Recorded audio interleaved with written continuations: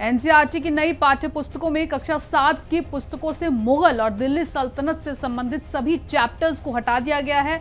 नई किताबों की अगर हम बात करें तो उसमें महाकुंभ को जोड़ा गया है। दिल्ली की एनसीईआरटी की नई पाठ्यक्रमों में कक्षा 7 की किताबों में मुगल और दिल्ली सल्तनत के चैप्टर्स हटा दिए गए हैं। इन बदलावों के तहत नए अध्यायों में भारतीय राजवंश, पवित्र भूगोल, महाकुंभ और सरकारी योजनाओं पर जोर दिया गया है। ये कदम राष्ट्रीय शिक्षा नीति यानी कि एनईपी और राष्ट्रीय पाठ्यचर्या ढांचे यानी कि एनसीएफएससी के तहत हुआ है।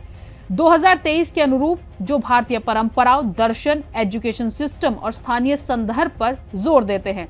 एनसीईआरटी अधिकारियों के मुताबिक यह पाठ्य पुस्तक का पहला हिस्सा है और दूसरा हिस्सा आने में अभी कुछ समय लगेगा। कोविड-19 महामारी के दौरान 2022-2023 में एनसीईआरटी ने पहले ही मुगल और दिल्ली सल्तनत पर आधारित हिस्सों को कम कर दिया था, लेकिन अब नई पाठ्य पुस्तक में इन्हें पूरी तरह से हटाने का फैसला किया गया है।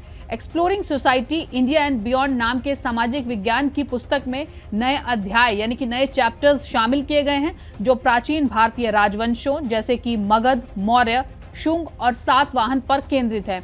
नई किताबों में पवित्र भूगोल नाम के अध्याय भी शामिल हैं, जिनमें भारत के पवित्र स्थानों और तीर्थ स्थानों के बारे में विस्तार से बताया गया है। इनमें 12 ज्योतिर्लिंग, 4 धाम यात्रा और शक्ति पीठों का वर्णन किया गया है। पाठ्य पुस्तक में सरकारी योजनाओं जैसे make in India, Beti Bachao Beti Padhao और अटल सुरंग का भी जिक्र है। भारत के संविधान के बारे में भी एक अध्याय बताया गया है। Subscribe now and press the bell icon. Never miss an update.